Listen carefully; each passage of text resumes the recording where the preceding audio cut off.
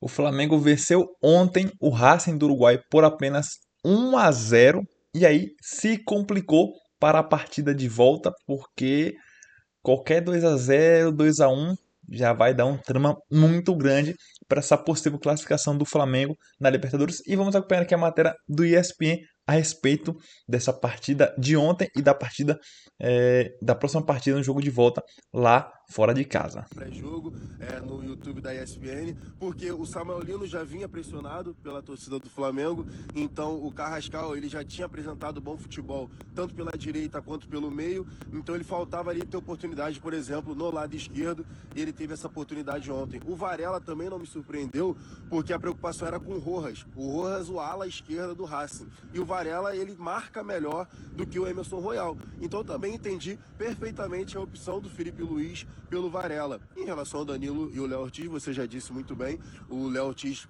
não tinha condições, né, 100% fisicamente, e o Danilo tinha feito um bom jogo contra o Palmeiras, justamente contra o Vitor Roque, que também usa bastante o corpo, então ele tinha ali, né, a missão de marcar o Maravilha Martinez, e eu acho que o Danilo foi bem também.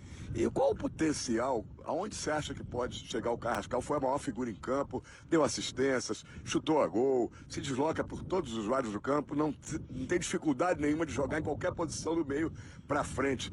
Esse jogador que veio para ser o reserva do Arrascaeta, ele pode acabar ganhando uma posição ao lado do Arrascaeta definitivamente e pode até ser o substituto do Pedro no jogo em Buenos Aires, já para quem está chegando agora. Infelizmente, o Pedro, que saiu ontem com uma lesão no antebraço direito, fez exames de imagem de madrugada e foi constatado aí que ele tem uma fratura no antebraço, está praticamente fora dessa espera que possa talvez jogar imobilizado, mas não acredito não, uma fratura no antebraço. Ele estava muito incomodado ontem, dificilmente vai ter condições. Eu ouvi você falando que o Bruno Henrique pode ser o substituto, mas pode também entrar o Samuel Lino de saída e o Carrascal fazer um pivô ali sem posição fixa? Pode sim, essa é uma das opções. O Felipe Luiz tem muitas opções, justamente para essa posição ali do Pedro. O Pedro ficou muito incomodado, porque o Pedro é um cara que usa muito os braços para se proteger, né? Ele usa muito o corpo, é um pivô mesmo. Então, desde que ele se machucou, ele não conseguiu mais dar prosseguimento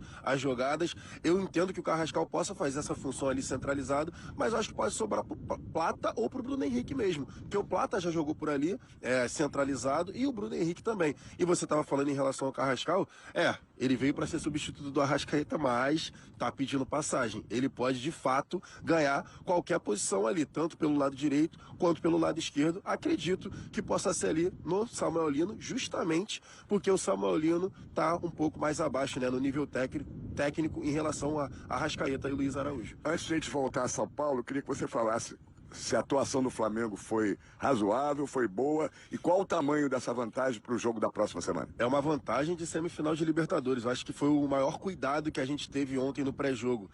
Falar aos torcedores do Flamengo que é uma semifinal de Libertadores contra o Racing.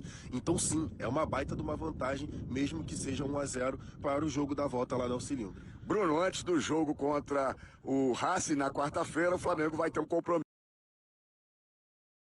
Então, tá aí, rapaziada, o Flamengo que fez apenas 1-0, né, aqui no Brasil.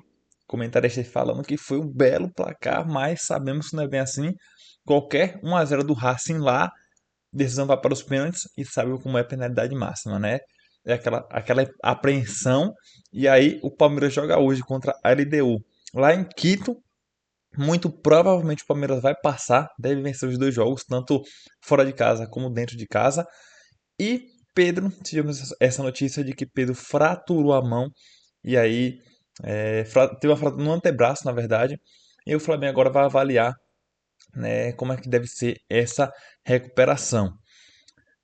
Ele teve essa constatação, né, através de exames médicos feitos já no hospital, e o Flamengo ainda vai avaliar como que deve ser essa recuperação. Né? O choque aconteceu aos 3 minutos do segundo tempo, em uma bola espirrada, Pedro e Souza se chocaram, e o atacante esticou o braço para se proteger e levou a pior na dividida com o volante argentino. E aí, agora o técnico Felipe Luiz vai ter que avaliar quem que deve entrar no lugar de Pedro. Pedro que nos últimos jogos tem jogado demais, feito ótimas partidas. Inclusive, na última partida contra o Palmeiras, ele participou dos 3 gols, né? Deu assistência, sofreu pênalti e fez um dos gols da vitória por 3-2 no Maracanã.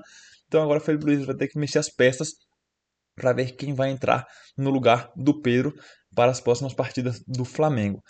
Mas e aí? Será que o Flamengo passa diante do Racing jogando fora de casa?